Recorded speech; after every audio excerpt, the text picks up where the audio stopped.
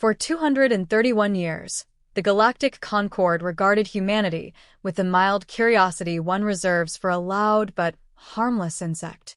The Veyra Concordiate, an alliance of 12 ancient species whose empires spanned half the Orion Arm, had catalogued us in the year 2147 CE, shortly after our first clumsy fusion torch left the Sol system. Their scouts watched us colonize Proxima, then Barnard Star, then a dozen more rocks. They filed the reports under Class C sentience, aggressive, resource-hungry, technologically primitive, no strategic threat. We called their ships ghosts because they never answered hails, never fired, never even slowed down. They simply drifted through our systems like whales through plankton, scanning, recording, and leaving. Every human admiral dreamed of the day we would force them to notice us as equals. Every human child grew up believing the galaxy was infinite and empty and waiting. Both were wrong. In 2378, the Veyra finally spoke. A single transmission, translated into perfect English, delivered simultaneously to every human colony. Your expansion vector intersects Concordiate Protectorate Volume E, 447. Cease extrasolar colonization within one stellar cycle or be reclassified as pestilent. The message was polite. The tone was not. Terra rallied. Mars rallied. The Belt rallied. In 18 frantic months, we built the largest fleet we had ever dared. 36 heavy cruisers, 90 destroyers, 200 frigates, all centered around the brand-new Terran Navy ship Indus Valley, registry TNV-01. She was the first human vessel to mount a spinal antimatter lance capable of punching through a small moon, the first to carry true kinetic shields, the first to be commanded by someone who had never known a sky without ghosts. Captain Aishwarya Singh stood on the bridge of the Indus Valley and read the Veyra ultimatum for the 100th time. She was 38 standard years old, born on Ceres, raised under spin gravity and recycled air. She had never seen rain. She had never lost a fight she could not afford to lose. Her executive officer, Commander Jean-Baptiste Okoye, leaned over the tactical console. "They're here, Captain. One ship. Dead ahead, 20 light seconds and closing." "Show me." The main screen blossomed with the enemy. The Veyra dreadnought filled half the sky. Official designation, Resplendent Dominion. Unofficial human nickname, Planet Killer 9. For kilometers stem to stern, massing 42 million tons, its hull a lattice of living crystal that drank starlight and gave nothing back. It carried weapons that could vaporize continents for breakfast and still have room for lunch. Singh felt the old fear crawl up her spine. Every simulation, every war game, every nightmare since the Academy ended the same way, human fleets reduced to expanding plasma before they could even launch missiles. "Range?" she asked, voice steady. 18 light seconds and slowing, Okoye replied. "They're matching our velocity exactly. They want to talk." Across the void, the dreadnought opened a channel. The being that appeared was not humanoid. 12 meters tall even in hollow, it resembled a tree made of obsidian blades and starlight. Its voice arrived not as sound but as direct neural translation, calm, ancient, amused. "Primitive vessel, you will power down all weapons and prepare for boarding. Resistance is statistically meaningless. Your species will be relocated to a single habitable world under Concordiate stewardship. This is mercy." Singh stared at the creature for 5 full seconds. Every officer on the bridge waited for the order to surrender. Instead, she smiled the small, dangerous smile that had once made an entire pirate fleet turn and run. "Mercy," she repeated softly. "How generous." Then she cut the channel. Part 2, The Geometry of Defeat, is almost equal to 1,100 words. The Veyra had fought 9 interstellar wars in the last 40,000 years. They had never lost a fleet engagement. Their dreadnoughts were not ships. They were mobile fortresses wrapped in layered fields that turned capital-grade weapons into gentle breezes. Their smallest turret fired lances of condensed exotic matter that could shear battleships in half. They did not fear. They calculated. On the bridge of Resplendent Dominion, Subcommander Calvor observed the lone human cruiser with scholarly detachment. The vessel was 480 meters long, massed less than 1,000,000 tons, and leaked radiation like a broken reactor. Its single spinal weapon was theoretically interesting but well below the energy threshold required to penetrate even the dreadnought's outer gravitic veil. Calvor transmitted the standard intimidation pattern: full active sensor sweep, weapons hot, shields at 12% just enough to make the hull glow like a second sun. The human ship did not flinch. It did not maneuver. It simply continued on a collision vector at a leisurely 0.04 C. Curious. At 10 light seconds, the dreadnought fired a warning lance across the human's bow. A clean miss by a mere 50 kilometers, enough to fry any unshielded sensor grid in the sector.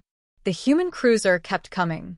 At 5 light seconds, Calvor began to feel the first faint stirrings of something that might, in lesser species, have been called unease. "Captain," Okoye said quietly on the Indus Valley. Their point defense grid just lit up. "They think we're ramming." "Let them," Singh replied. She opened a ship-wide channel. "All hands, this is the captain. In 90 seconds we are going to do something no human being has ever done. We are going to make the Veyra afraid. I need every department to give me 130% for exactly 4 minutes. After that, you can sleep for a week. Engineering, I want the Lance overcharged to 180% rated maximum. If the barrel melts, we'll buy a new one with their insurance money." A ripple of laughter across the ship. "Good." They were ready. "Helm, new course. Plot us directly down their primary dorsal ridge, distance 2 kilometers, relative velocity 0.04 C. The helmsman's eyes went wide. "Ma'am, that's inside their shield radius." "Exactly." The Indus Valley rolled 90 degrees and dived. Alarm screamed across resplendent dominion. The human ship had vanished from long-range sensors, reappearing less than 3,000 kilometers away, moving far too fast for conventional tracking. Calvor ordered full power to shields and a point-blank broadside. Every gun on the dreadnought spoke at once. Plasma torpedoes, gravitic shear blades, X-ray lasers thick enough to cut moons. They filled space with enough energy to sterilize a planet. And every shot missed. The Indus Valley was not dodging. It was simply not where physics said it should be. At the last microsecond, its kinetic shields flared white-hot, absorbing petajoules of incoming fire and shunting the waste heat into the ship's revolutionary new-phase conduction lattice. Temperature alarms howled. Crew in the outer compartments cooked in their suits. But the ship lived. 2 kilometers separated the vessels now, close enough that the dreadnought's point defense lasers could not depress far enough to track. Singh's voice was ice. "Fire." The spinal antimatter lance of the Indus Valley was never designed to fire at 180% overload. The magnetic bottle containing the reaction flickered for 0.8 seconds, long enough to annihilate the entire forward third of the ship if the safeties had been engaged. They weren't. A lance of pure antimatter, wider than a city block, moving at 0.6 C, struck the resplendent Dominion just aft of the primary sensor mast. For the first 0.3 seconds, the dreadnought's shields held. Then they didn't. Antimatter met matter along a contact surface 300 meters wide.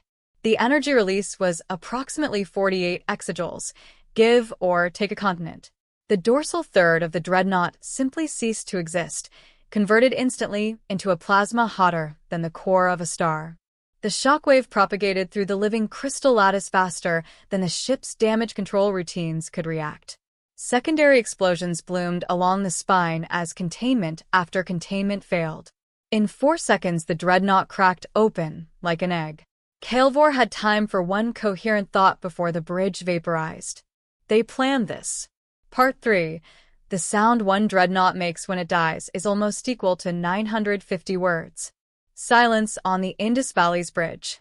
Then cheering, raw and ragged and disbelieving. The main screen showed the expanding sphere of white-hot gas that had been, moments earlier, the most powerful warship in known space.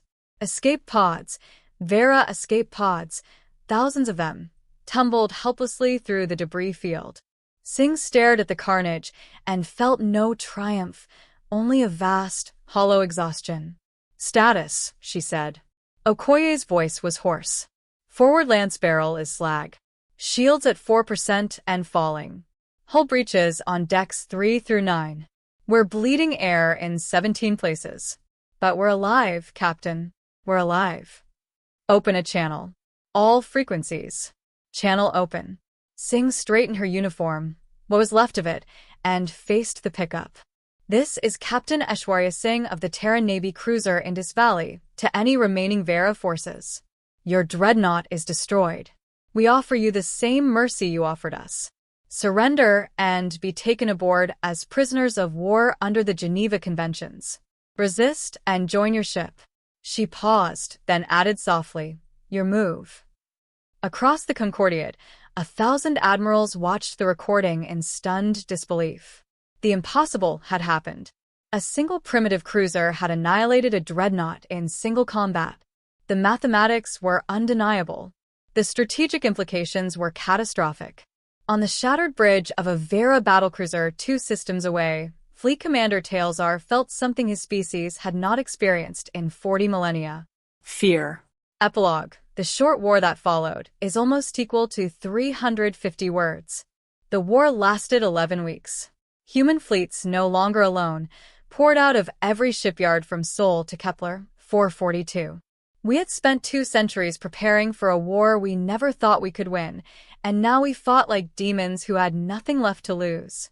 The Veyra, for the first time in their history, were forced to treat a younger species as an existential threat. They lost 17 more dreadnoughts before the Concordiate Assembly voted, in emergency session, to recognize the Terran Concord and withdraw to the pre-2378 boundaries. On the day the armistice was signed, Captain Singh, now Rear Admiral Singh, stood on the observation deck of New Geneva Station and watched Veyra and human diplomats shake appendages beneath the flags of 100 new members. A young ensign approached hesitantly. "Ma'am? They're asking for you in the plenary hall. They want to present you with the Concordiate Star of Valor." Singh almost laughed. "Tell them I'm busy." "Busy doing what, ma'am?" She gestured at the viewport, where the stars burned cold and bright and free. "Looking at the galaxy we just inherited," she said, "and trying to figure out how the hell we're going to run it without turning into the very thing we just beat." The ensign hesitated. "Do you think we will, ma'am? Turn into them?" Singh thought of the burning dreadnought, of the escape pods she had ordered rescued anyway, of the children on Earth who would now grow up never knowing what it felt like to be small.